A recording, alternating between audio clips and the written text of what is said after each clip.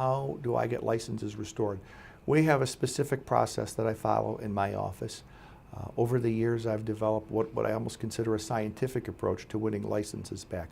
There are certain big rules and lots of little rules. I often call them a million little rules that govern the license appeal process.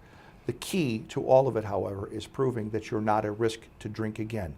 When you can prove that you won't drink again, you've therefore proven you won't drink and drive again. In my office, we prepare our clients from the very beginning. There are certain evidence that must be submitted in the license appeal. They include a substance use evaluation, various letters of support, and some other documents. We bring a client in right out of the gate for a first 3-hour meeting to prepare him or her for that very first step, the substance use evaluation.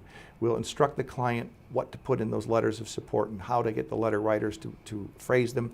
We'll review them, edit them, correct them, and make sure that they're done appropriately. And then we'll file all that documentation once it's ready and request a hearing and ultimately prepare the client for the hearing. The process is complicated. My job is to make it simple. We do. In my office, if I take your case, I guarantee to win it. In other words, you'll only pay me once, but you'll get back on the road.